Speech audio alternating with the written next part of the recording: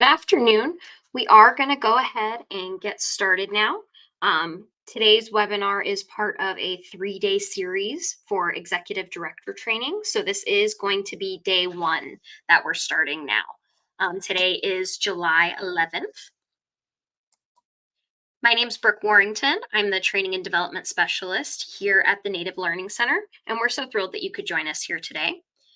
We do have a disclaimer to go through. So just know that this webinar provides a summary of fundamental concepts, requirements, and/or procedures within the allotted 90 minutes. The material discussed does not illustrate all possible scenarios that could be applicable. All right, so before we get started, I do want to familiarize you with some of the features available and how the environment works. So if you look at the top of your screen, you will see an icon of either a person with their hand raised or... Brooke, we can't hear you very well. Oh, thank you for letting me know. Let me see here.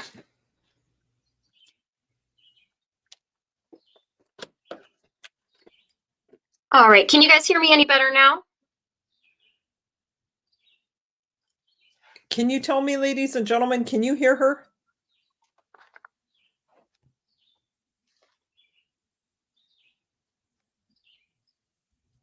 Okay.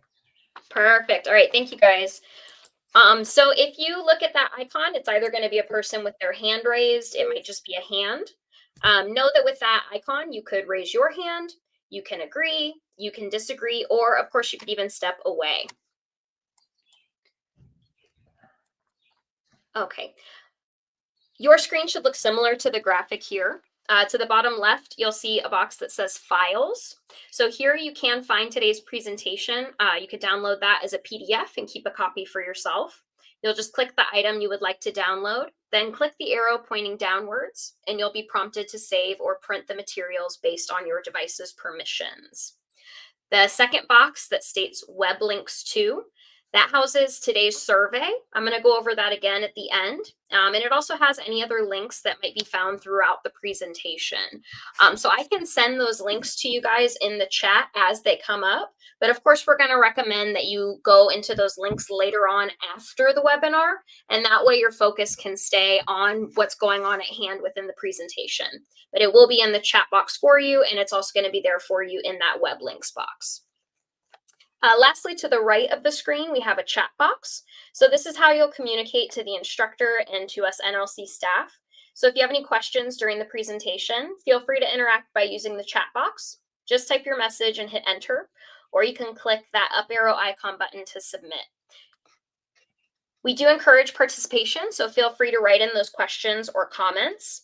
And tech support issues will also be submitted here. Just know that Cheryl is going to address any questions about the actual presentation towards the end of the presentation, because a lot of your questions might end up being answered as she's going through everything. All right, so it's with great pleasure I introduce today's webinar instructor, Ms. Cheryl Cosley, and I'm going to turn it over to you, Cheryl. Thank you very, very much, Brooke. This presentation is courtesy of the Native Learning Center. The webinar is being recorded. And welcome and good afternoon. We usually start our teachings, our meetings in Indian country with a prayer. So I did go and smudge before we started today. So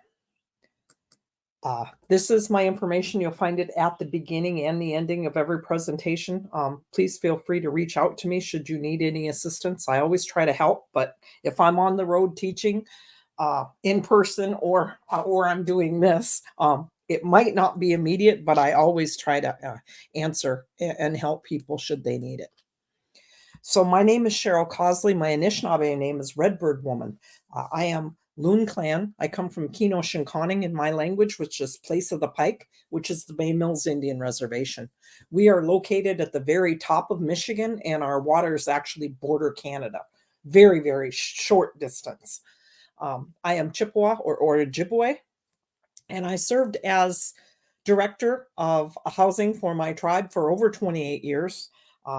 I also served on the regional and the national level during that time. I was honored to serve as the chairwoman of the National American Indian Housing Council for 4 years, so 2 terms. I was, termed out. Prior to that, I started as the secretary and went to the vice chair for 12 years. So overall, it was a 16-year stint on that national board.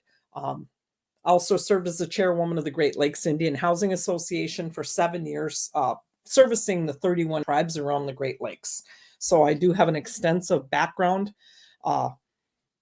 in housing, and I still do that. So I very, very much enjoy it, and hopefully you guys can learn something over the next couple of days. So our objectives is the key roles and responsibilities of an executive director, some of the administrative requirements necessary for NAHASDA implementation, and your program oversight to make sure you assure compliance.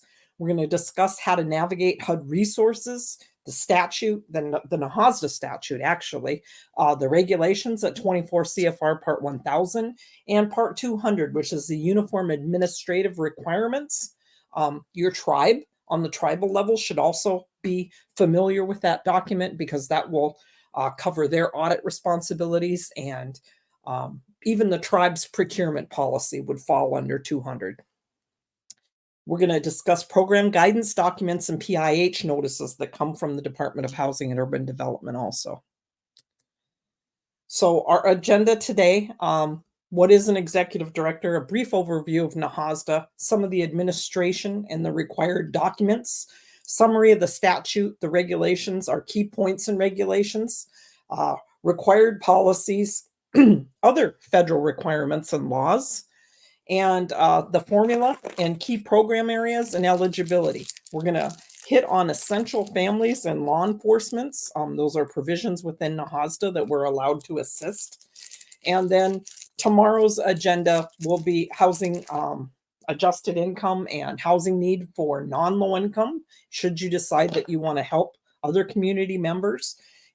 Your waiting list, criminal record information, eligible activities, program administration, grant management, financial management, record keeping and reporting, and in some of the requirements as far as insurance and flood insurance go. The third day, we're going to talk about useful life, which is a huge component that some of our tribes aren't really paying the attention to that they need to. Indian housing plan, your annual performance report, your governance documents, and your board meeting and your minutes, and then understanding your ONAP office. How well do you understand the way that they're laid out, so you can reach out and ask for assistance. So there are appendix items, as she talked about, in the files and the web links. I would highly suggest that you download these, especially 1, 2, and 3, which is the NAHASDA statute, the regulations at 1000, and the super circular. You need these to be able to understand your duties and the requirements of that program. It also, we have policy status table, calculating annual income, assisting non-low income families, tribal employment and preference laws. There's quite a few in there. So we're going to start off with executive director. What is an executive director? Well, it depends on where you're at, and in the Indian housing world, what is heard when that description is used, it's that lady or man down in the housing office, it's the housing expert for the tribe. So what is it? Depending on the structure of your housing program, it could be different. Director of housing, you could serve as a CEO, a housing specialist, a housing administrator, a general manager, a program manager. So these titles are going to be used, and we'll discuss the different types of housing programs in Indian country. They're not the same. I have always and continue to travel quite a bit, working with rancherias out in California. Going to go out to New York next week. I was working with pueblos, over in Oklahoma, our villages up in Alaska. We're all different. The large reservation-based tribes and the small reservations, our needs are different, and some of the way we do things are different. So it's dependent upon where you're at. Regardless of your title, Okay, and I'm a big to-do person. I have to-do lists. If you could see my desk, you'd see two groups of them over here, okay? This, that picture is what your days, you start with this to-do list, and sometimes you're lucky to crack the first two on there. You never know what is going to walk through the door. You can't plan your day completely because of that. What adventure is going to wait when the phone rings, or hey, somebody's here to see you. Our tribes determine what our roles are, and none of our tribes operate the same way. So all of our responsibilities vary. It's often determined on staff size. We are a housing authority is one of the most heavily regulated, okay, as far as rules and laws that your, programs within your tribe. And it's dependent upon your staff size. And I've seen them all the way up to 50, all the way down to 2. And you have to follow the same rules. Usually when you have the larger staff, you're getting more money. But the smaller housing authority still has to be aware and make sure that they are compliant with a lot of the things we're going to discuss over the next 3 days. So um, it all depends on that. So we're going to start with the NAHASDA overview. Okay, what is NAHASDA? This is a picture of the front of the act. It's the Native American Housing Assistance and Self-Determination Act of 1996. Our statute is actually color-coded by amendment. So what we did in 1998, you can see in red, 2004 is in purple, light blue is 2010.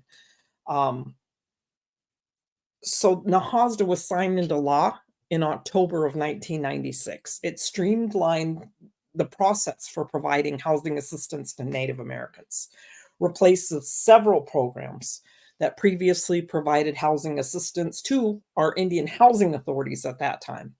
It encouraged tribes or TDHEs to determine what services are best for your community and your members.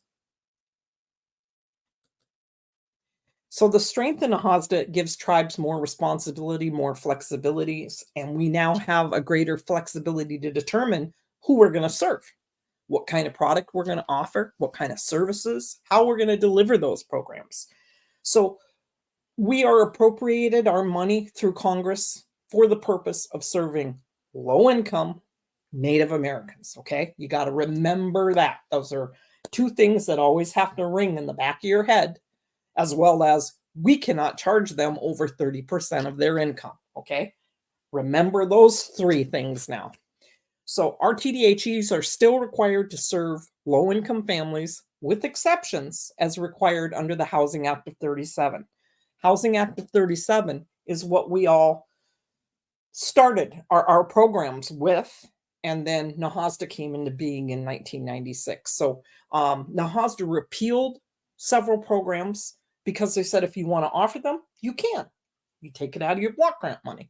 So it repealed a lot of programs that were actually competition-based, and those programs were traditional Indian housing development, comprehensive grant, and comprehensive improvement modernization programs. So CAP, we used to call that.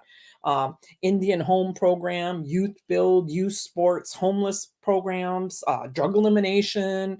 So it replaced quite a few different programs. It provides for an Indian housing block grant, both the annual grant received by the tribe and the program that directs the use of this grant is known as Indian Housing Block Grant. Formula-driven program provides funding to eligible tribes nationwide. Section 302 of NAHASDA outlines the factors included in the formula allocation, and it provides an appeal process for our tribes or TDHEs to address any differences. It makes the block grant and other assistance directly available to the tribes rather than requiring that Indian Housing Authority. Tribes can run the program directly, or they can designate a tribally designated housing entity, a TDHE, to administer it on their behalf. You can also use a subrecipient. So the interpretation and implementation, in order to implement and interpret NAHASDA, those regulations were developed by HUD and a group of tribes, okay? Tribes nationwide picked, and they wanted a selection from all across the United States, went through negotiated rulemaking. You'll hear me call it neg-reg. That's, the process of developing those regulations were mandated by the statute. So Section 106 of the NAHASDA statute. The regulations were developed at first using a 58-member negotiated rulemaking committee, okay? The committee included tribal leaders from across the country as well as HUD staff. That unusual way of writing regulations is significant, okay? Because it was the first step in implementing self-determination. We had to do that. That had to take place using unanimous consent. Trying to get Native leaders from across the country, and that's still the same way we do it, through unanimous consent is a feat in itself, okay? Because the needs of a land-based tribe, large land-based pay, are going to be different than that of a village or a pueblo or a rancheria. Our needs, like I said earlier, are different. Where you're going to, and so are our wants. But it has to be done by consensus. So it replaces the U.S. Housing Act of 1937 and the regulations at 950, and it set forth those necessary policies and procedures for the administration of those grants, made available basically to our tribes and our TDHEs under that block grant program. The statute mandated negotiated rulemaking. Okay, that's huge. We're the only program that mandates that. Whenever we touch the formula, whenever they want to do anything with the rules, whenever NAHASDA is reauthorized, they'll call for neg-reg, okay? Requires HUD to use negotiated rulemaking when they're developing regulations or touching that allocation formula. The regulations developed by committees of tribal and HUD representatives. And this is one link that will show you some of the documents that were produced through those sessions, okay? So you can see what they do there. So the rulemaking held 9 sessions from 2013 to 2016. It took all the way until November 2016 to publish those, and they became effective a full year later, okay? So it's quite the process. Again, you can see public and Indian housing. Whenever you see PIH, that means it affects us. It's public and Indian housing. That's what that IH means. So when you're looking at HUD documents, you look for PIH, okay? So that process, that negotiated rulemaking, whenever there is a congressional reauthorization or a HUD review, they want to do something with our rules and regulations, or we're going to do something with the formula, HUD will call for committee formation. They will put an invitation in the Federal Register. So those invitations are sent that way. You'll get nominees from across the United States. They'll say, hey, Region 1 needs somebody else in there. There's nobody there representing those tribes up in Maine or New York or that area. It's real heavy in the Phoenix area, so they want that adequate distribution of those members. So then they'll select that committee and they'll schedule the meetings, and that work product will be the proposed rule that will come out, okay? So they'll publish that proposed rule, and then those comments, they'll ask the tribes again, the ones that weren't seated at the table. It'll come out in the Federal Register, and they'll say, hey, what do you think about this?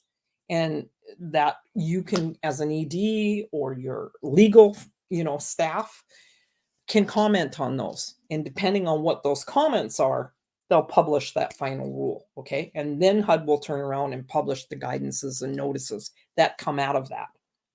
So remember I told you 1, 2, and 3, okay? If I could show you the binders next to me, they're like hundreds of pages wide, which are my PIH notices and my program guidances. The statute is available electronically.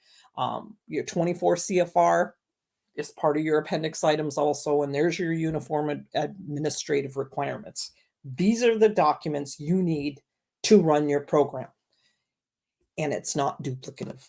What you find in the statute won't be in the regs. What's in the regs won't be addressed in 200. Your program guidances are to clarify those subjects.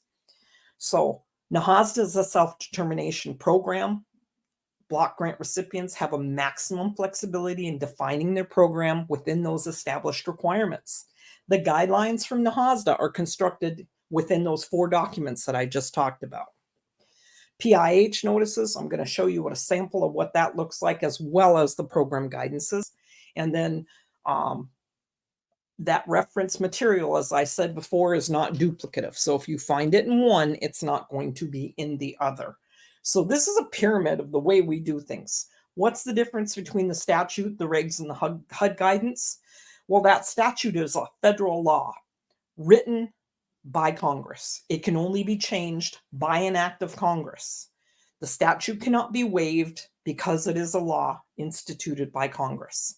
A copy of that statute, again, as I said, is Appendix 1, and it will clarify and actually show you some of the rules that we have to adhere to. So the next level is our regulations. The regulations are actually written to implement the statute. The regulations can be waived by a departmental secretary, so it would be the Secretary of HUD, as long as that waiver is not in conflict. It doesn't conflict with that statute. You can read about that in the regulations at 1008. They're usually administered by that federal agency designated by the statute to oversee that new program. In the case of NAHASDA, it's the Department of Housing and Urban Development. With us, it goes one step further, and it's the Office of Native American Programs, ONAP. A copy of the program regulations are Appendix 2. So NAHASDA program guidances and public and Indian housing notices are issued periodically. They used to get sent to us so we'd know, hey, you got to adhere to this. Well, nothing gets sent to us anymore. I don't know of any documents now that you're going to get through the mail, especially after COVID. Even our formula stuff, you have to go online and get. It becomes very, very important that you utilize Code Talk and you get on there on a regular basis. If you are an ED, you need to be on there twice a week, unless you're on vacation. I also had one staff member, the front office staff, that was responsible to jump on there weekly and to check for program guidances and PIH notices and print them and put them in a binder. So we were always on top of those things, okay? So the 2023 notices, rules, and regulations, this is the snapshot of a Code Talk page, okay? So it talks about guidance on housing individuals experience homelessness and voucher programs, ARP Act. So this is what the notices portion would look like. Let me see. No. Okay. So looking at that administration flow, the notices are official transmittals regarding policy issues and procedural topics. They can't be waived if it relates to a regulation or a statute. And those guidances are actually made to implement the block grant program and provide tools for program management and help clarify technical topics, okay? So if our tribes are having a hard time with something or it needs further clarification, that's when they'll publish that notice. So HUD notices are official transmittals to recipients, typically regarding our policy issues or procedural topics. The information in HUD notices can be waived by the Assistant Secretary of ONAP unless it relates to the regulations or the statute itself. So those guidances assist our tribes implement the program, provide our tools for program management, and they help clarify various technical topics. To the extent that that program guidance is advisory and designed to help our tribes implement their programs, no waiver is needed.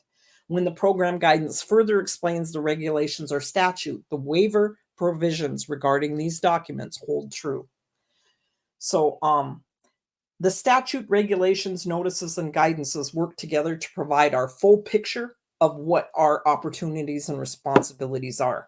So when that first negotiated rulemaking committee charged with drafting the regulations met, they decided that they were not going to restate any information that was already clear in the statute, unless the statute itself was not clear. Thus, as an ED or a program administrator, you have to be able to revert to both the statute and the regulations simultaneously to have a complete understanding of NAHASDA.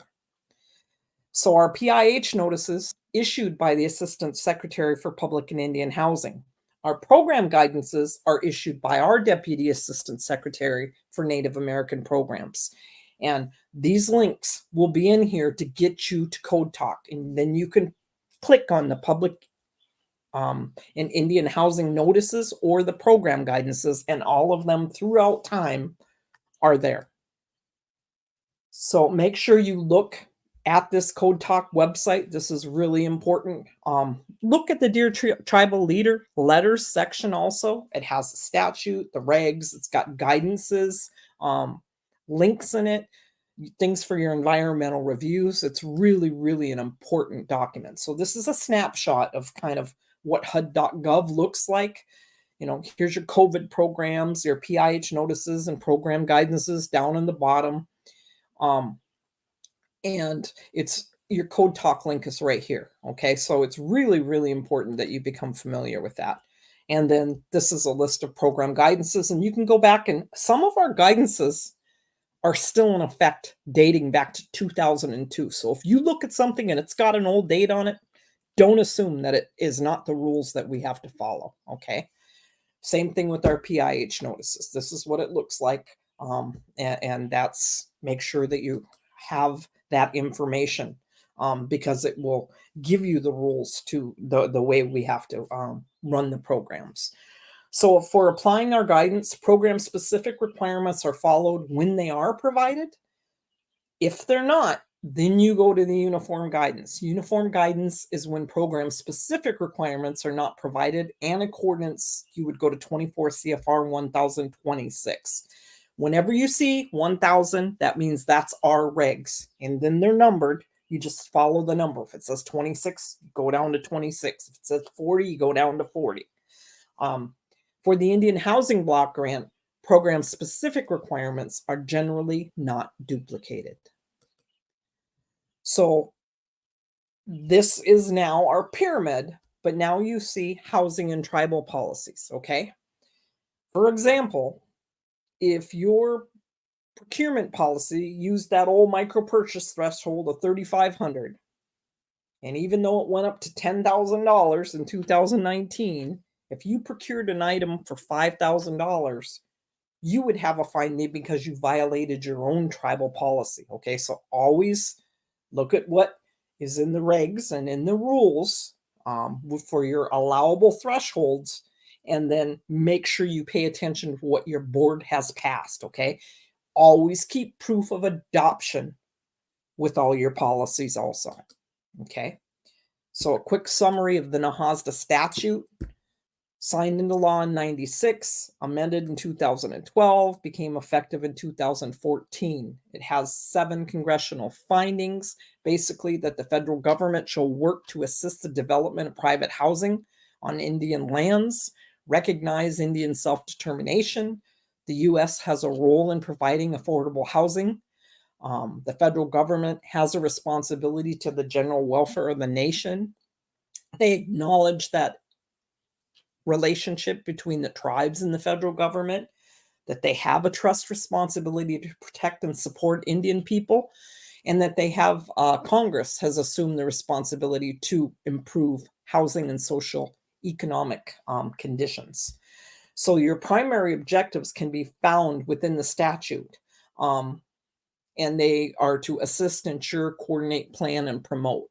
Promote capital markets in Indian country, plan for infrastructure, coordinate housing with the tribes and their members to promote self-sufficiency, ensure private mortgages, and promote self-sufficiency again, and then to assist us actually offering affordable housing and a safe and healthy environment on our reservations in Indian areas.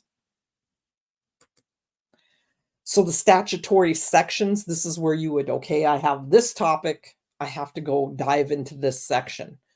Title 1 is our block grants and the requirements. 2 is what are our allowable housing activities.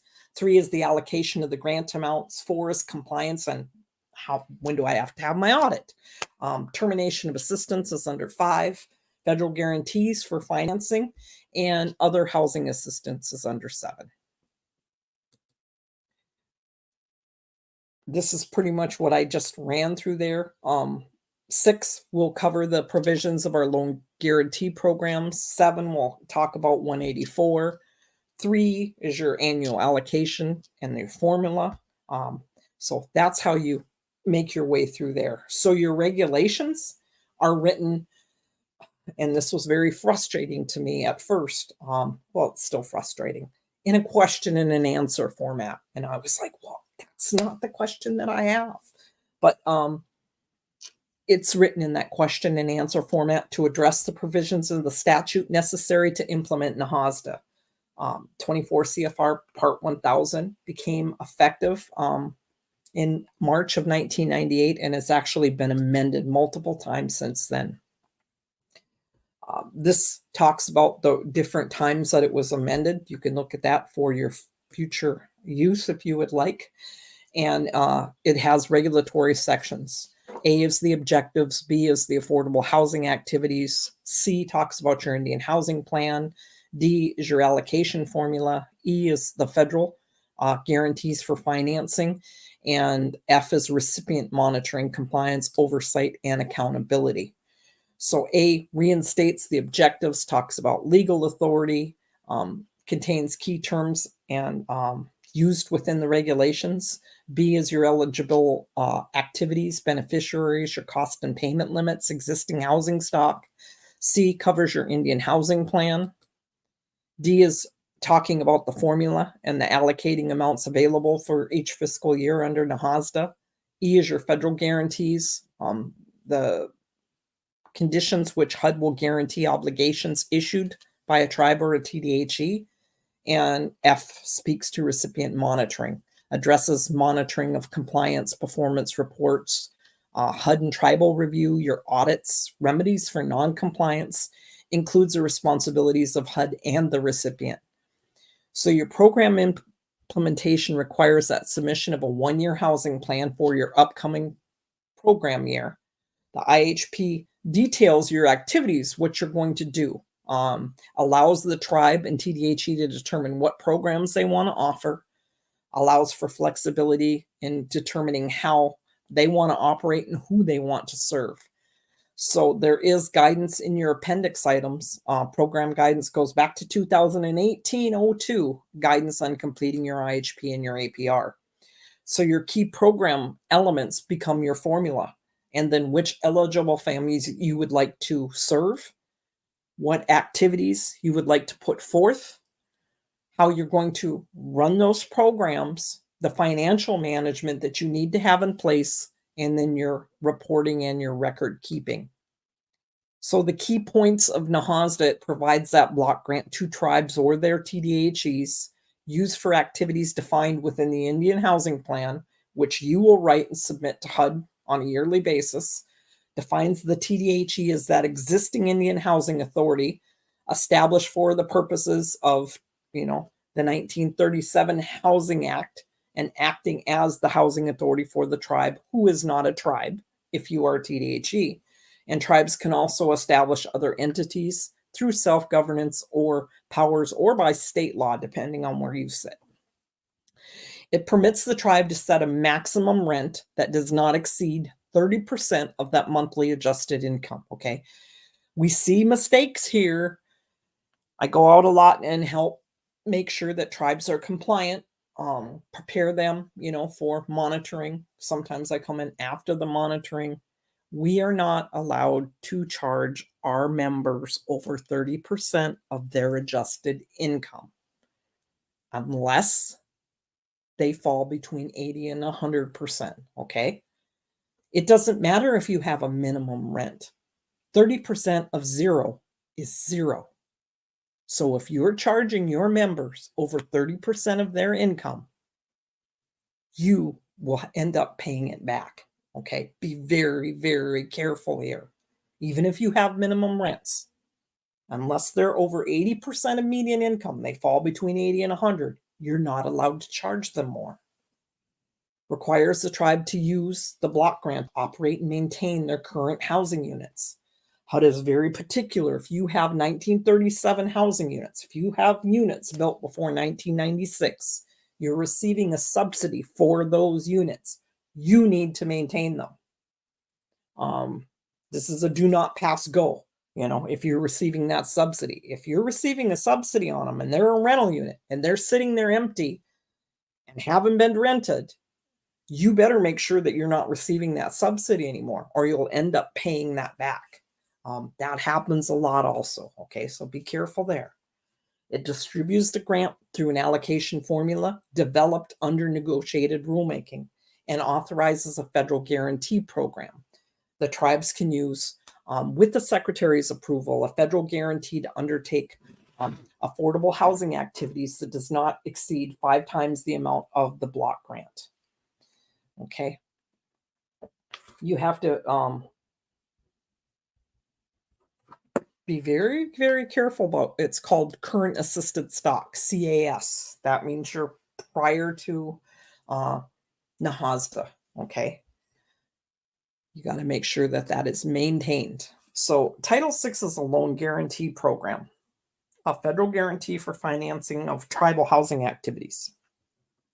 Purpose of Title VI loan guarantee is to assist a recipient called a borrower because they receive loans who want to finance eligible, affordable housing activities, but who are unable to secure financing without the assistance of a federal guarantee.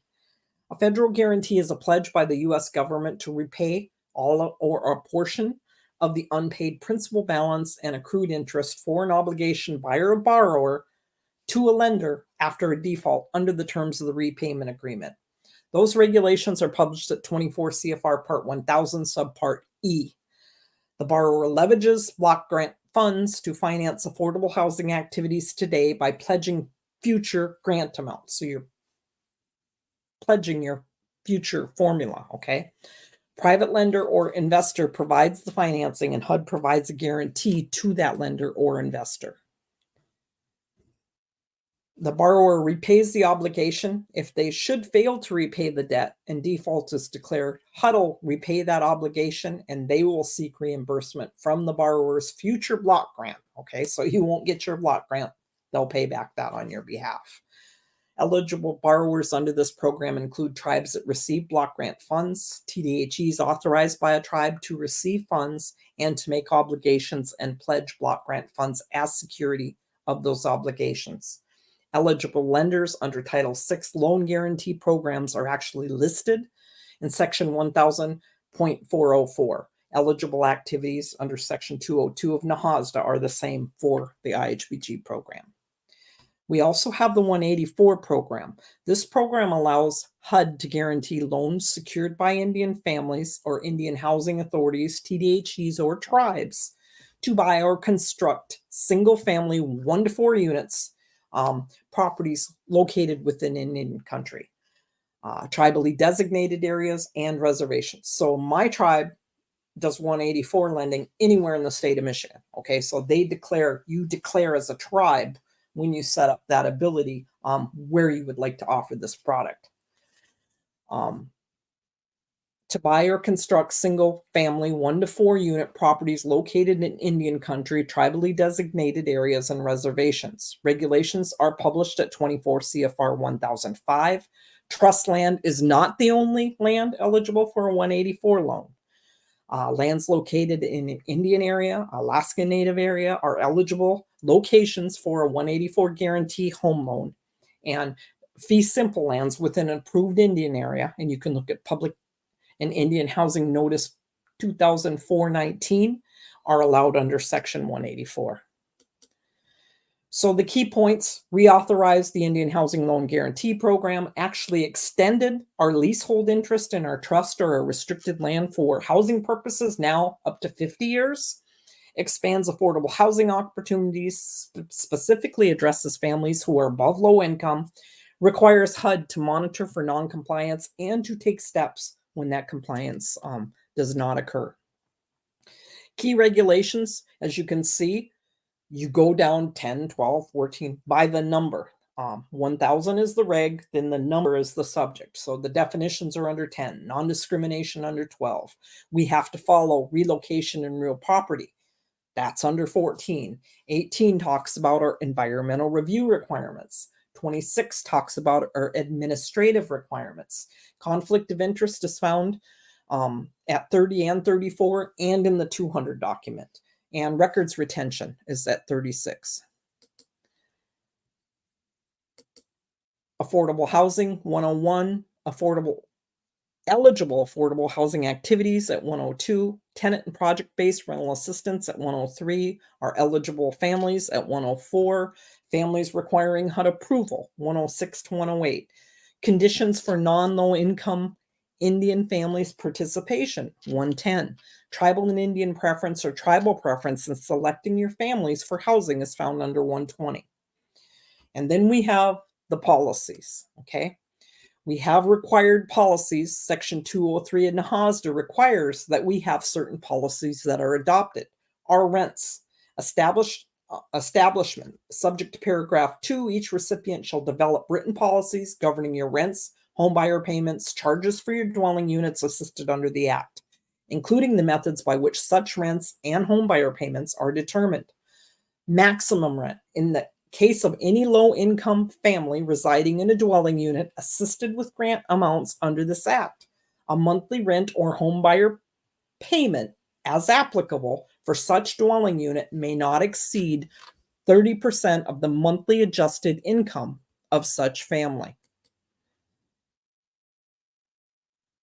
Maintenance and efficient operation. Each recipient who owns or operates responsible for funding any entity that owns or operates housing development or housing developed or owned pursuant to a contract between the Secretary and the Housing Authority needs to provide continued maintenance and efficient operations of such housing. So you got to take care of that 1937 Housing Act. The subsection may not be construed to prevent any recipient or entity funded by a recipient from demolishing or disposing of Indian housing referred to in the subsection pursuant to the regulations established by the Secretary. So that's basically demo dispo, and we'll talk about that at a different point. Insurance coverage. Each recipient shall maintain adequate insurance coverage for housing units that are owned or operated or assisted with grant amounts provided under this Act. We're going to discuss that in the following days. When you are doing modernization, when you are doing rehab, when you are doing energy efficiency, you need to make sure that that home is insured for that useful life for a certain period of time when you're assisting it with your IHBG funds. You can provide the insurance or you can require that homeowner to provide the insurance, but there has to be insurance in place. Eligibility for admission. Each recipient shall develop written policies governing eligibility, admission, and occupancy of families housing or for families for housing assisted with grant amounts provided under the Act. Management and maintenance. Each recipient shall develop policies governing management, maintenance of housing assisted under the Act. So your rents and homebuyer payments policy, a policy regarding rents and homebuyer payments charged for dwelling units assisted with NAHASDA funds, including the method by which those rents and homebuyer payments are determined. It would also address the tribes or TDHE's requirements for the collection of payments. You got to have a collection policy in there.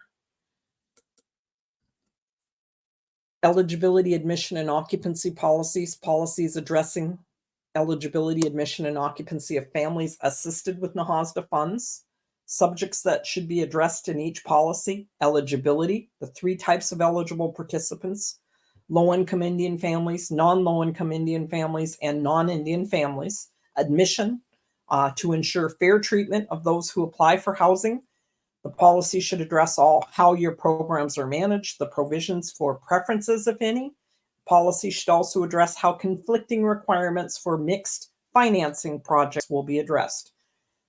If you're running a low-income housing tax credit project in conjunction using your NAHASDA funds. You're going to have stricter rules, okay? So how you're going to address those stricter rules. For example, funding provided by another federal program can prohibit discrimination based on race in accordance with the Fair Housing Act. So remember, I told you we are allowed to do that because our money is appropriated for low-income Native Americans. So we are allowed to discriminate and only serve Native Americans. Matter of fact, you can get a finding if you house non-Native Americans, unless you deem them essential or they're law enforcement. Okay? I mean, there's got to be natives within that household. A separate notice will be issued by EWONAP that specifically addresses that issue. Okay, when these funds, because if those funds are combined with the NAHASDA funds, which were exempt from that fair housing requirement, you're going to have a conflict. So occupancy required, the requirements for continued occupancy, grounds for termination of a housing lease or a sales contract. You have to have all of those policies in place that address that. Management and maintenance policies, policies addressing the management and maintenance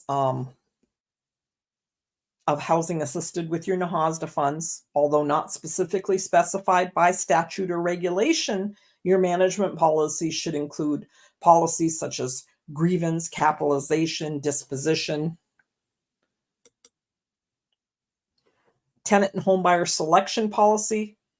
Your policy has to have criteria which is consistent with the purpose of providing housing for your low-income families, reasonably related to program eligibility, the ability of the applicant to perform those obligations of the lease, provide for the selection of tenant and home buyers from a written waiting list. Your waiting list has got to be in writing, with the policies and the goals set forth within your Indian housing plan for the tribes that is, the grant beneficiary. Prompt notification in writing to any rejected applicant for or of the rejection and the grounds for that rejection. You need to always clarify if it's a business or it's a calendar day, okay?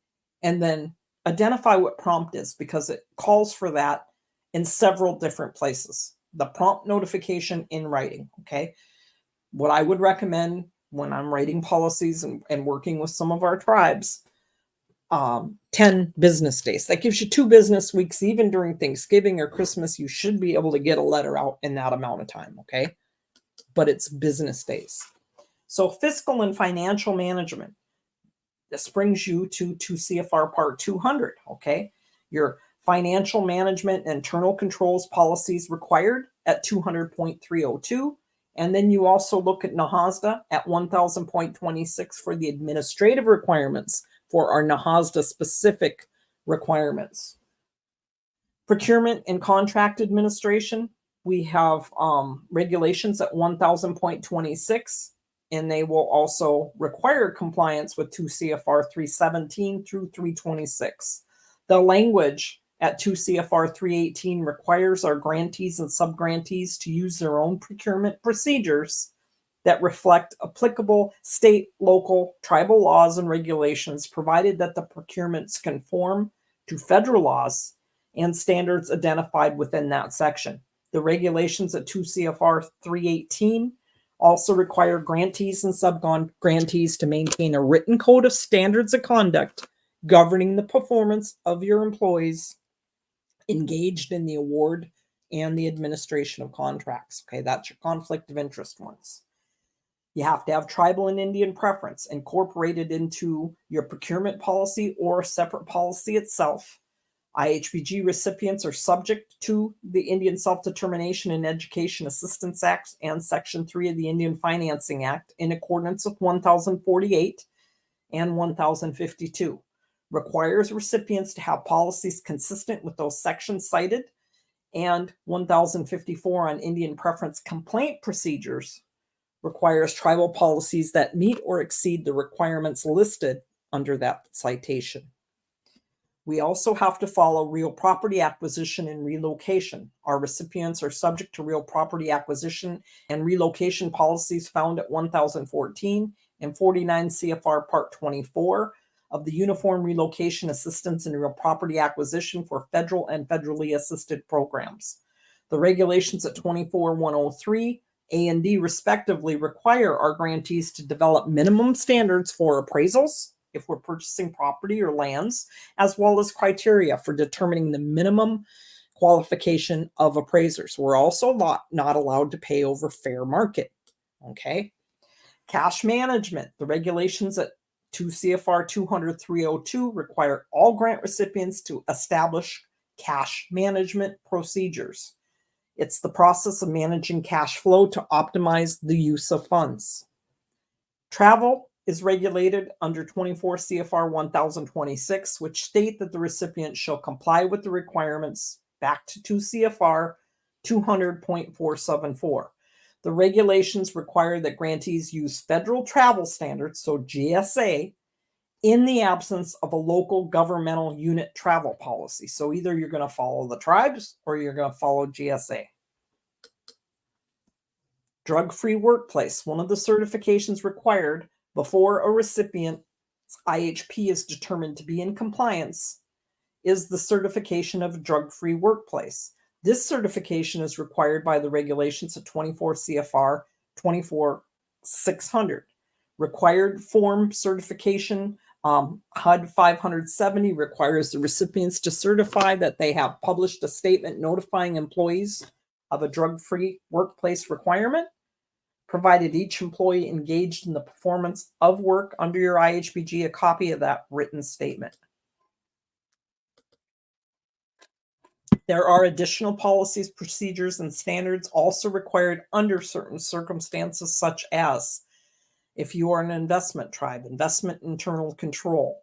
You have to comply with the regulations at 24 CFR 1058 and PIH Notice 2015-08, which requires recipients to have an internal control policy and an investment policy. In addition, investment policies and procedures are required at PIH 1996-33 for 37 Housing Act investments from the following programs: low rent, turnkey, and mutual help. Your housing standards. So the NAHASDA regulations regarding revisions to cost limits for Native American housing at 1158 require that grant recipients either adopt written standards for your affordable housing programs that reflect the requirements at 1156 or comply with the total development limits published periodically by HUD. For more information, these requirements can be found at 2010-47 and EWONAP guidance 2004-02. I'm checking something really quick. I need to update that slide because there is a new publication on the TDC. Thought I had it in here and I don't, so I will get a link and we will have it on there for tomorrow. Okay. There is an updated TDC limit.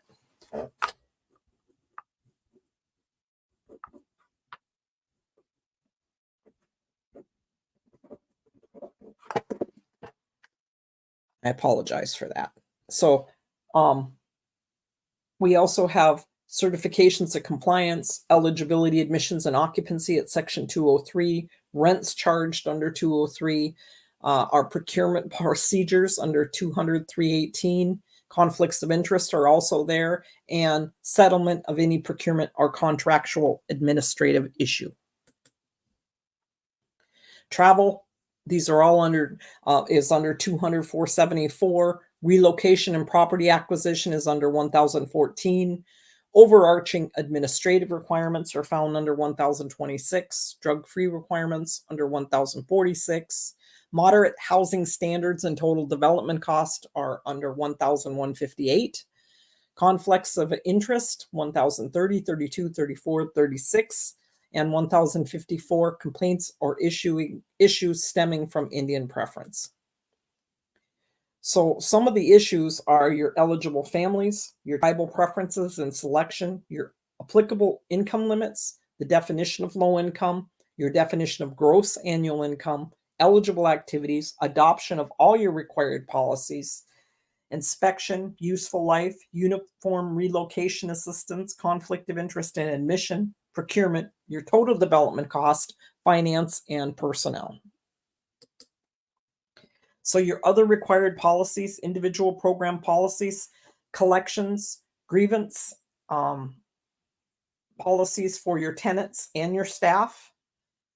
You need a grievance policy regarding Indian preference, drug-free workplace, criminal background checks, cash management, procurement, capitalization, disposition, inventory, and in some cases investment, depending on what the tribes, if you're under your own or you're the tribe's tribal and personnel policies. So your optional tribal laws. There's a tribal employment and contract preference law, regulation or ordinance governing preferences in employment and contracting. The program guidance for that is 2013-07.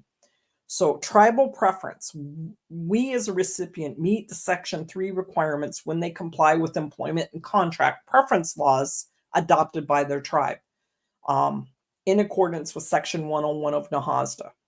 Indian and tribal preference requirements should be referenced in your procurement and your personnel policies. Tribal laws pertaining to the use of tribally determined wage rates. The program guidance for that is 2003-04. So you can use a tribally determined wage rate in lieu of Davis-Bacon if you follow that guidance and HUD allows it. So 1050, what tribal or Indian preference requirements apply to our administration activities? So in accordance with the statute at 101, you shall apply to the tribe, recipient shall apply tribal employment and contract preference laws, including regulations and tribal ordinances adopted by the tribe that receives the benefit of funds from NAHASDA. In the absence of a tribal employment and contract preference law, a recipient must, to the greatest extent feasible, give preference and opportunities for training and employment in connection with the administration of that grant award under this part to Indians in accordance with the Indian Self-Determination and Education Assistance Act, so Indian preference. Most tribes have a tribal preference law. It probably came about before you even got there. It's a good thing to get a copy of it and put it in your depository of policies. It'll basically say the Bay Mills tribe will hire Bay Mills natives first, those with Bay Mills native children, and then any other native. And then it goes in reverse order for layoffs. The Bay Mills member will be the last to be laid off. The member with Bay Mills children or the non-member with Bay Mills children, or, so your tribe should have a preference law. It's a good idea to ask the legal department for a copy of it and keep it in your file. So what tribal and Indian preference requirements apply? So in accordance with 101, you have to apply the tribal employment contract preference law unless you're going to use that self-determination. So 1048, deal with Indian and tribal preference applicable to our assisted activities. 1050, Indian or tribal preferences assisted applicable to our IHBG assisted administrative activities. 1052 to our IHBG assisted procurement activities. And then 2013-07, which is the preference, Indian and tribal preference and employment and contracting law. There are several other links in here. Required policies and statements under NAHASDA, which is basically everything I just listed. 2012-13, conflict of interest and housing admissions. The insurance requirements are at 214-03, and then the useful life and binding commitments, which is very important, but we're going to discuss that at a later date. So certifications. In compliance with Section 102 NAHASDA, titled Indian Housing Plans, the tribe or TDHE must certify that all required policies are in effect. And you're certifying to that when you turn in your IHP and your APR, or your tribal chairman is certifying that. So don't make them a fibber. So we have other federal law requirements. We have non-discrimination laws, the Age Discrimination Act of 1975, Section 504, the Rehabilitation Act of 1973, option for use with the American with Disabilities Act of 1990, the Indian Civil Rights Act of 1968, Title VI, Title VII of the Civil Rights Act of 68. Do you see what I mean about we are one of the most heavily regulated programs? And we have to know what these say and how they pertain to our housing programs. Just a little bit of reading for you. So your other federal requirements, remember I talked about the Uniform Relocation Assistance and Real Property. Got to learn about that. Davis-Bacon, if you're doing any building, over $2,000, unless it's your maintenance crew doing it, that Davis-Bacon's going to kick in. And the only way that you can get around that is if you have a tribal prevailing wage rate, which can preempt Davis-Bacon.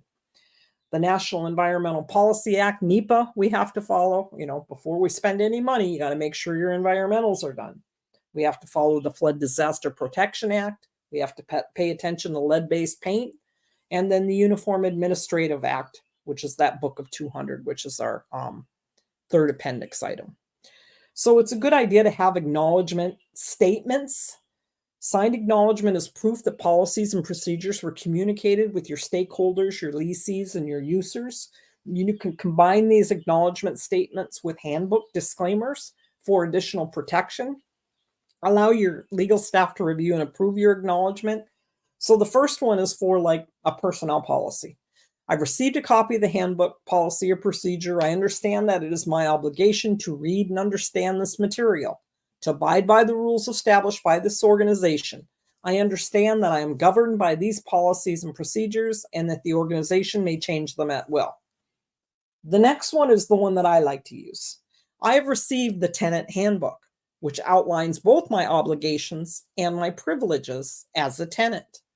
I agree to familiarize myself with the contents of this book and to seek clarification of any item that I do not understand. I also agree to comply with the standards and rules outlined in this document. So when you give them a tenant handbook, you put that statement on there with a signature line of your adults. You make 2 copies of it at the back of the book. You have them sign both of them, and you take the back copy and you put it in their file. Should they breach or violate any of your laws, you pick up the thing and say, isn't this your signature on here? It holds up. You never told me that. Well, look, you've got the signature saying that you were, So your policies are huge, okay? This is an area that I come across a lot. I go in and I'll ask for copies of their policies and you can't find them. Or you got 5 different versions of one policy. Half of them say draft. You can't be operating off a policy that says draft. It has to be adopted with proof of adoption, okay? You need to go through all of your required policies, put them in a drawer, and keep one good copy of all of them in there with proof of adoption.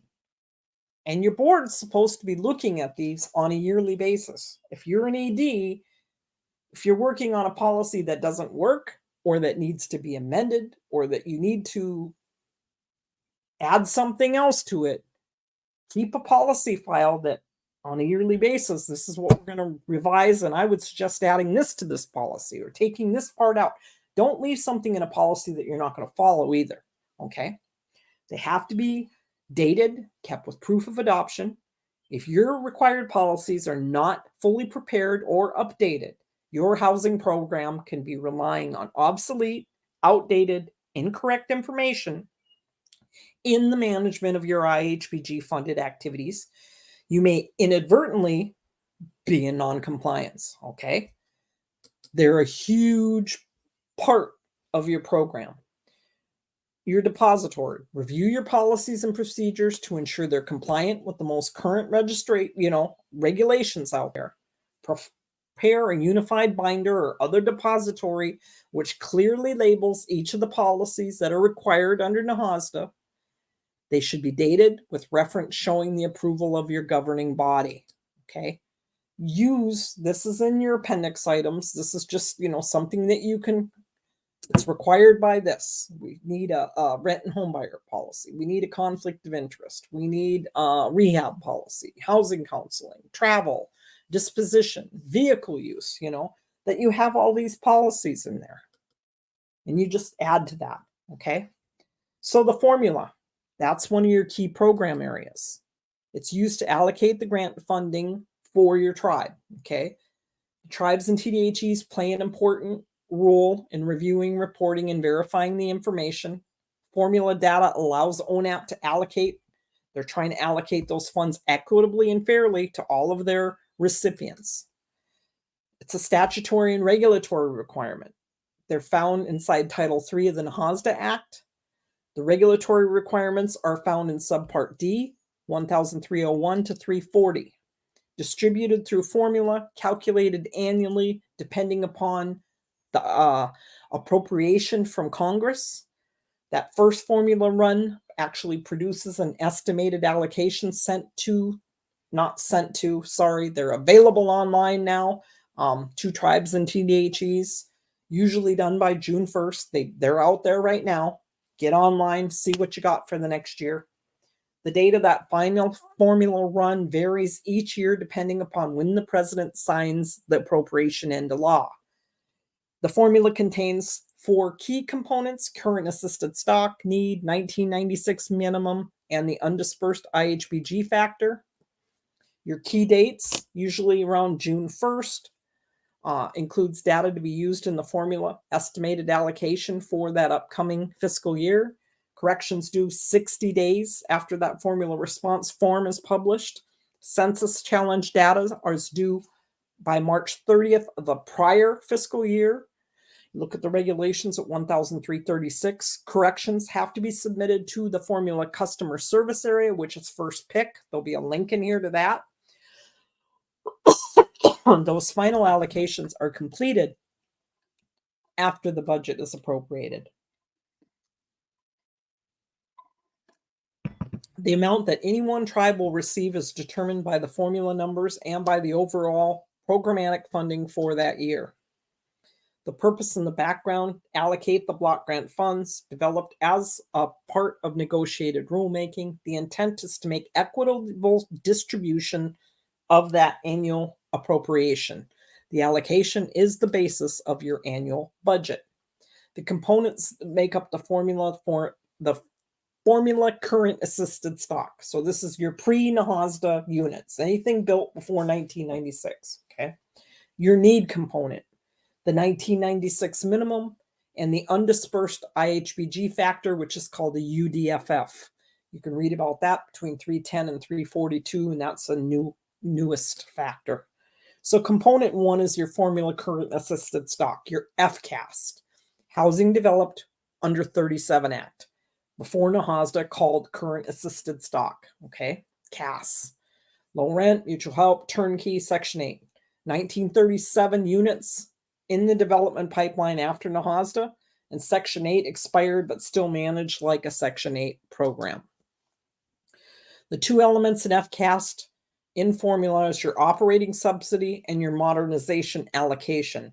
The FCAS is adjusted by the 1996 national average of operating subsidy and modernization allocation, your local cost, and your inflation adjustments. So the changes highlighted was in a PIH document 2017-15, removed reducing Section 8 units based on reductions, codified conversions policies, required reporting on the formula response form, clarified home ownership units that were eligible for FCAS after becoming eligible for conveyance, clarified demolished and rebuilt unit eligibility, and you can read about that from 1316 to 1318. So unit conversions, that final rule added at 316, which adds the existing unit conversion policy to the regulation. Before it went into effect, we were only required to report units converted before October 1st of 1997. After that new rule, beginning in 2008, tribes are required to report all unit conversions in your formula response form. If you convert a house from a rental to a mutual help, or backwards or forwards, or anything in between. Demolished units under 318. A unit demolished pursuant to a planned demolition, we call them demo dispo. I did this with a 10-unit project, okay, are considered eligible as an FCAS unit if that unit is rebuilt within 1 year. Okay, so this kind of applies if you have anything you're receiving that subsidy on. Should you have a fire, you need to get it back up within 1 year, okay? You can't continue to collect that subsidy if nobody's in there renting it or living in it, okay? So this is where you got to really be careful if you're getting FCAS money and you're sitting on a house that nobody's in. They're going to find out because when they come in and they do their monitoring, they're going to look at the rent calculations for that house and how it was rolling in. So if you're receiving subsidy, FCAS subsidy, make sure there's people in those dwellings. If that unit cannot be rebuilt within 1 year, because of relative administrative capacities or other challenges faced by your recipient, a one-time 1-year extension can be requested. Now, I had to do that with an apartment building that burnt down. With the bidding process and our short building season, we have snow from Halloween until May. We couldn't totally get it rehabbed and rebuilt completely, so ask for an extension. When it comes down to one of your units, you can do that. Call your HUD office, find out who you write the request to, and you have to make that request, in writing, okay? Request have to go to the formula center, okay, which is run by First Pick. Always let HUD know too, but you have to be aware that the final request goes to that formula center. So units not eligible as FCAS, if units built over your number specified will not count for your FCAS. Any units that you build with NAHASDA funds, you don't get a subsidy on. That's just unfortunately the way it is. If you have an FCAS unit and you're using it for a VASH program, they're no longer eligible for that subsidy because you're getting a subsidy through the VASH program and you can't get two, okay? Units, FCAS units that you're non-dwelling. We turned one into a laundromat. That was not a smart move. We would have been better off to build one. You have to realize, the cause and effect of some of the actions you have. Your mutual help will run out. Your rental is as long as there's people in them. Okay.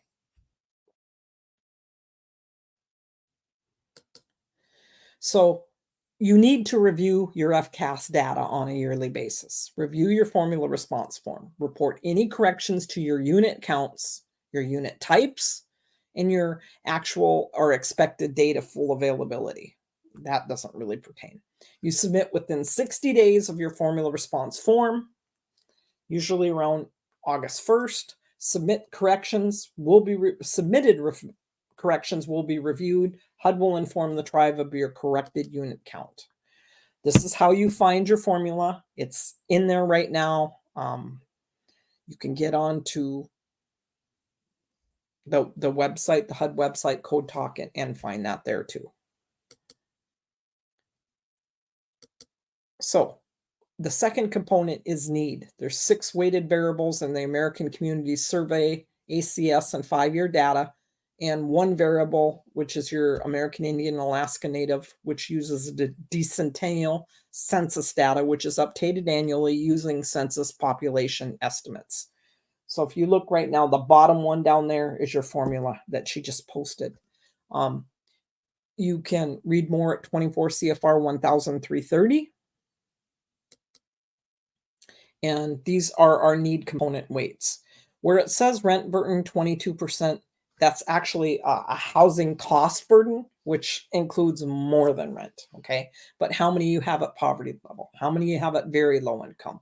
How many at low income? How much is a housing shortage? How many American Indian Alaskan Natives do you have? How many that are overcrowded? Those are all your need components, okay?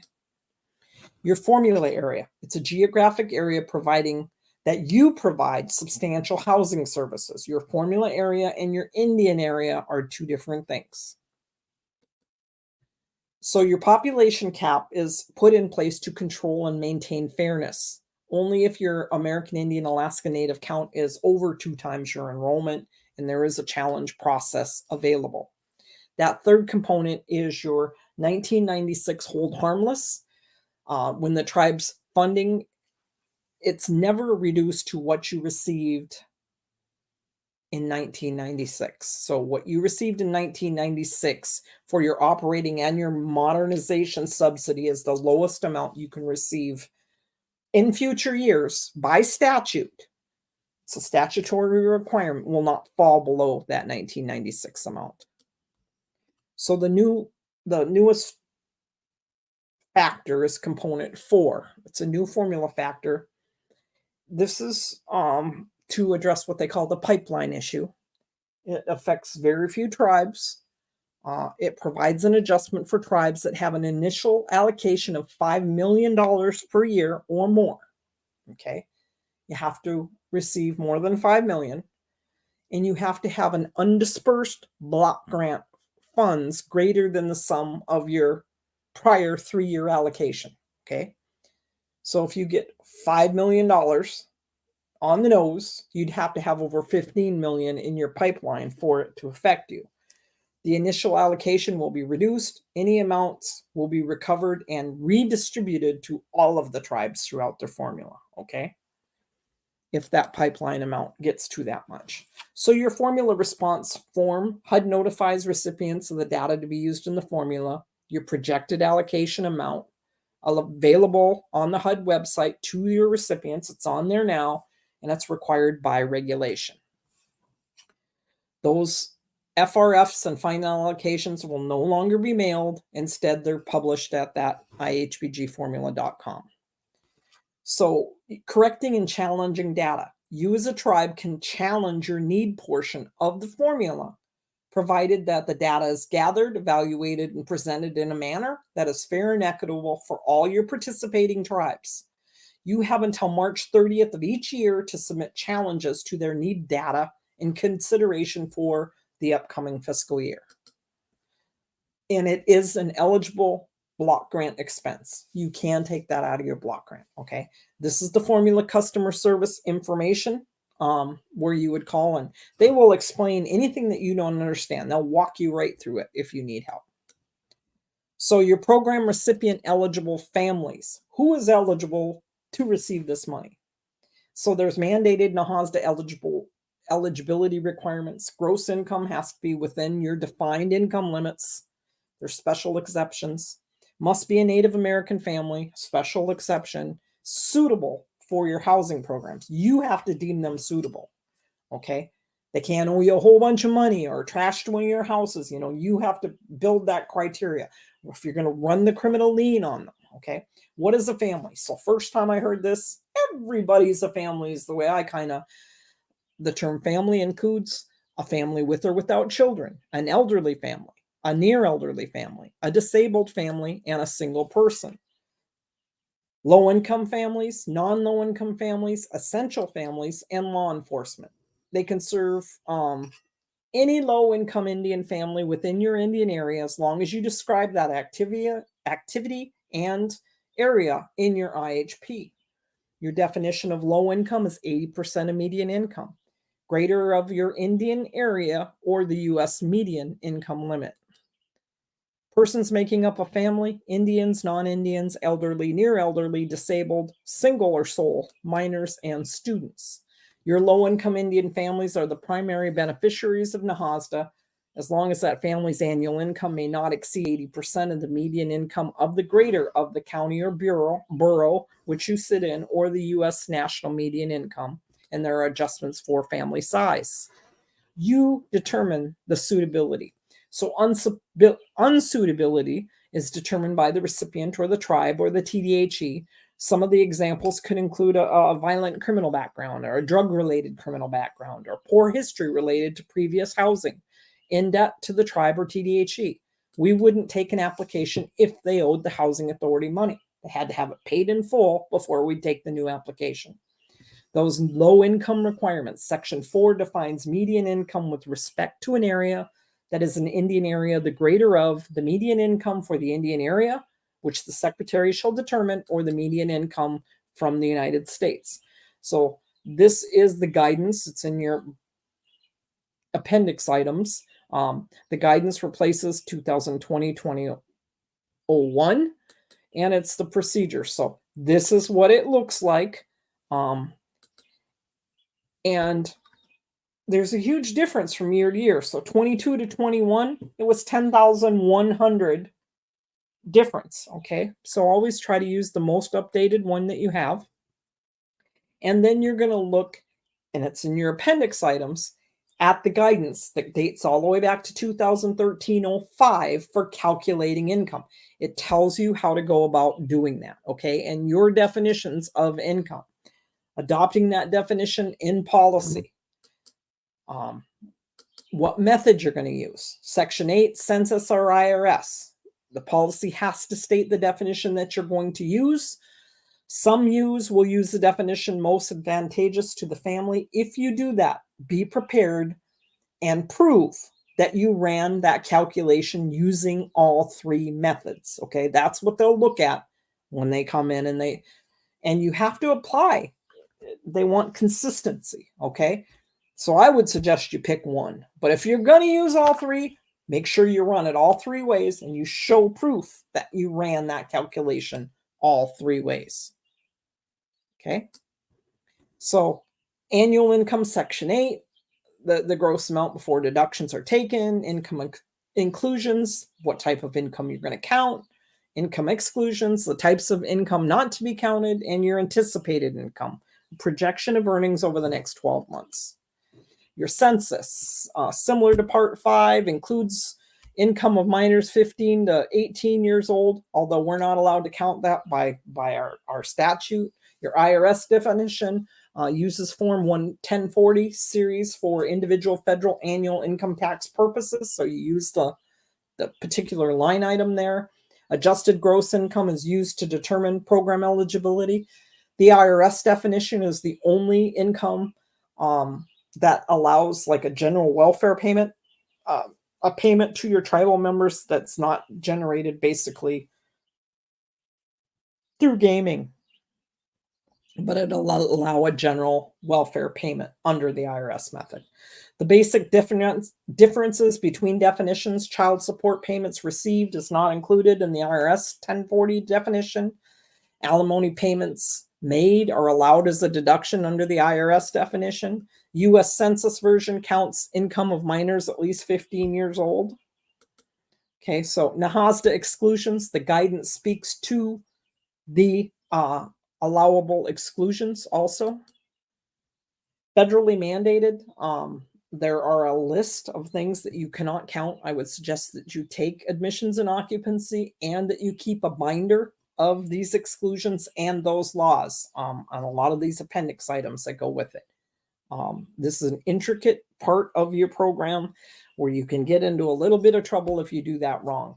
So income exclusions under NAHASDA, amounts not received, Social Security lump sum payments, certain VA benefits. There's federal exclusions as published within that Federal Register, which I suggest you, like I said, keep a binder of, and your per capita payments from trust settlements. Income verification, it will give you steps how to calculate that income and whose income you count. Okay. Now, there's certain positions within a household. Your head of household, your co-head or spouse, and your sole member. Okay. If you're in that position or if you're not. So if you have a full-time student over the age of 18 and they are not the co-head or sole occupant or head of household, they would get a $480 dependent deduction. Their income, you count the first $480 that they make, and that's it. They make $30,000 more, you're just counting $480. But they can't be the sole member. They can't be the head of household or co-head, okay? But there's certain rules. You never count any money for a live-in aid of any sort. So there's certain rules that you have to abide by there.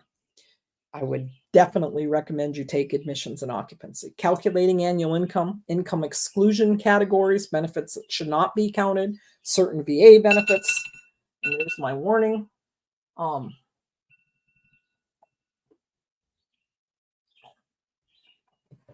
And income of certain household members, live-in aids, and amounts that are counted as assets rather than income. For an example, your inheritances.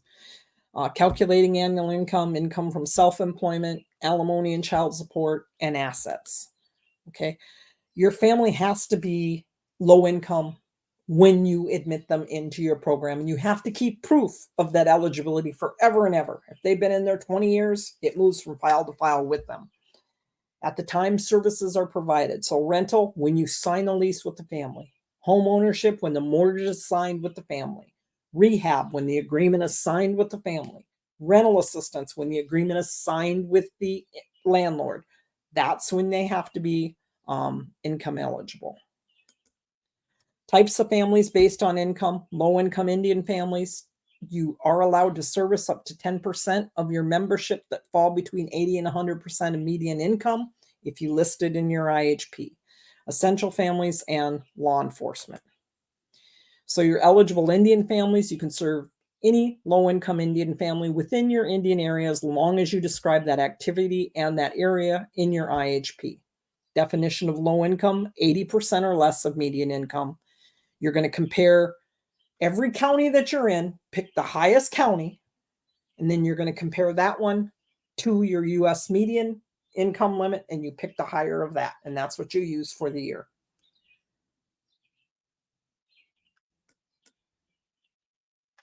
How many low-income families, if you decide that you want to service them, up to 10% of your grant for people that members that fall between 80 and 100%. If under 10%, you don't need any HUD approval other than putting it in your IHP. If you hit that 10% threshold and you still have more members and you want to continue to service them, you have to amend your IHP to try to service more than 10%, to ask permission. If the family is greater than 100% of median income, you always need HUD approval unless you deem them as an essential family or law enforcement. Must show a need for housing that cannot reasonably be met without your IHBG assistance. And then you need to address your non-low income family assisted under your 1937 Housing Act. So you have to decide if you still want to service them as low income or ask them to move. I've seen both. And if you want to charge them more up to fair market value, or if you want to continue to service them at the same rate you service your other families. So your policies need to address things like emancipated minors. Do you allow them to, if you got emancipated as 16, are they allowed to apply for housing?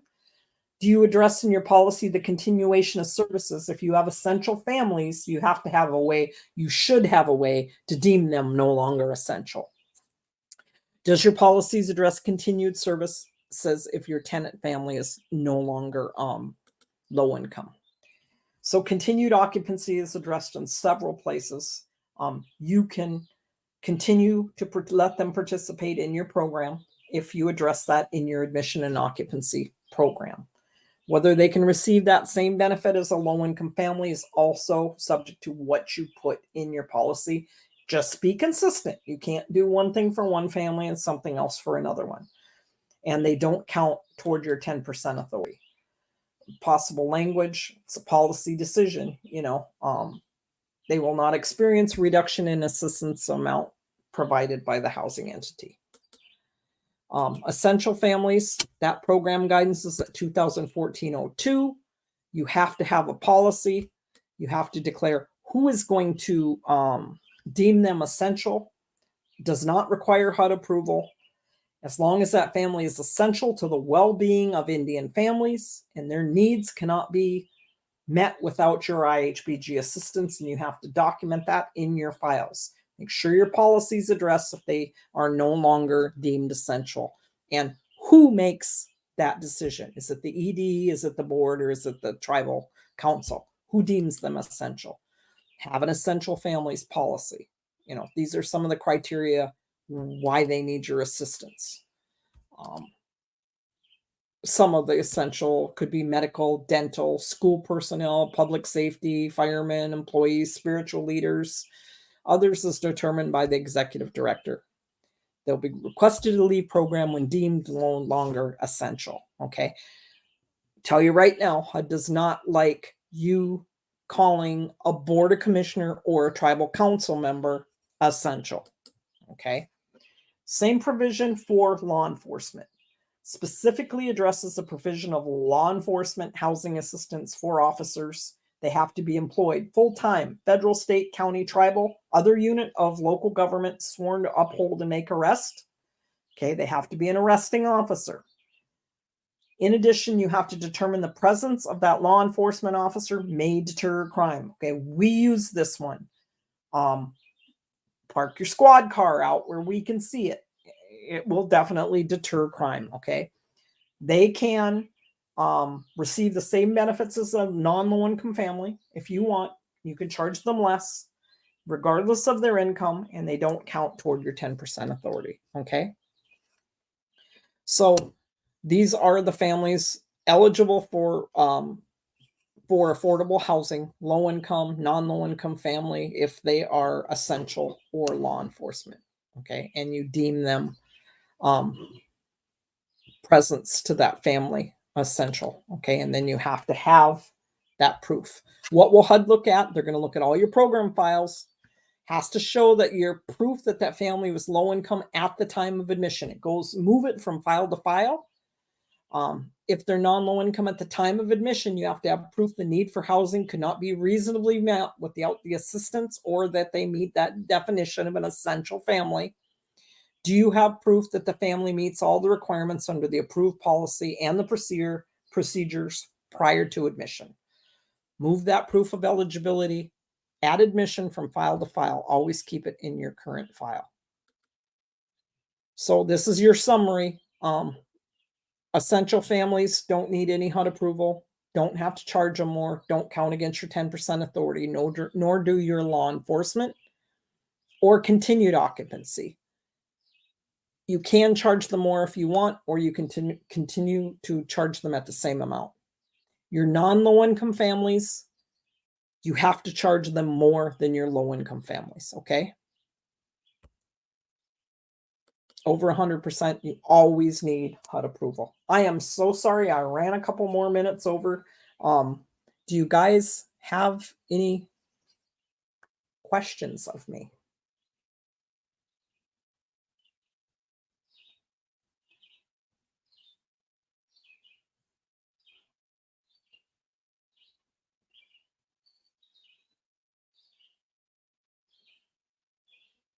I hope you guys all come back tomorrow.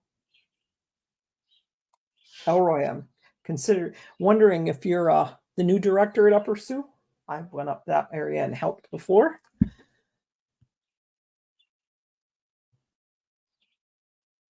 Oh, I'm glad you found the information, William. Interesting. Anybody else have any questions? And if not, I'll see you guys tomorrow. I think she has, do you have a? I sure do. Thank you so much, Okay. Cheryl. That was absolutely amazing. We really appreciate your time and effort with this. If anybody is typing a question, I'm going to make sure I don't cut you off. But what I am going to do next is I'm going to launch our survey for today.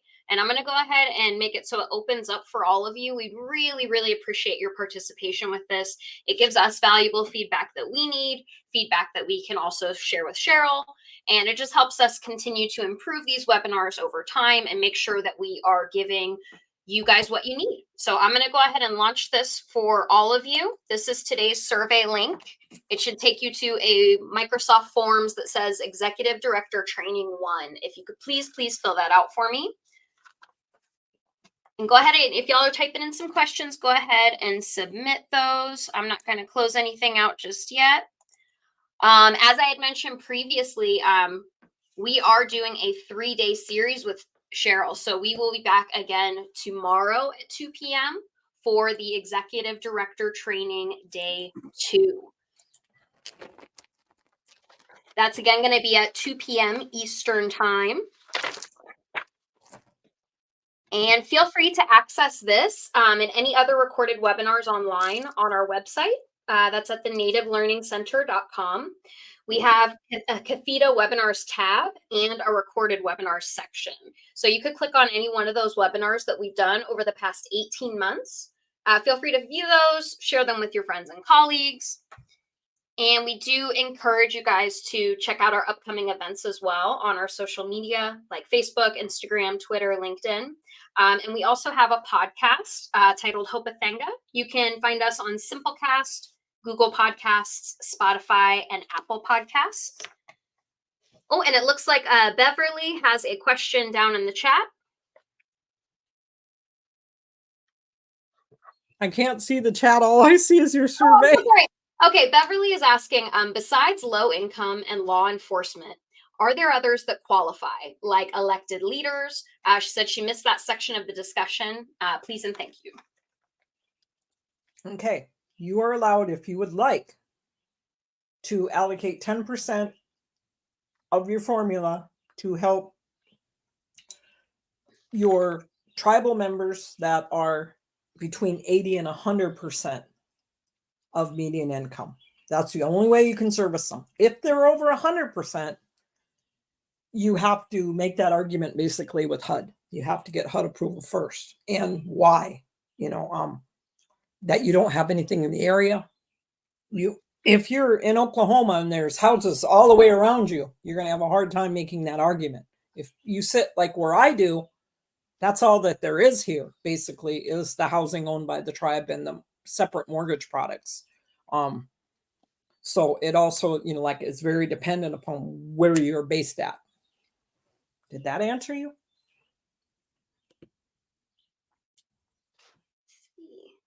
She hasn't typed anything else. Okay. All right. So once again, I want to thank all of you for participating and joining us today. I hope that everybody has a wonderful day. And remember, come back here tomorrow, same time, and we will join you again for Executive Director Training 2 with Cheryl. Can I? Oh, how would yeah. I need to send a link to the updated tribal total development cost. Yeah, I had written that, or just upload it. How would you like me to do it? Yeah, if you just want to email that to me, I can go ahead and I can add that to the webinar for tomorrow and for Thursday as well. Okay, I can do that. Thank you very much. All right, perfect. Absolutely. I'm going to go ahead and stop.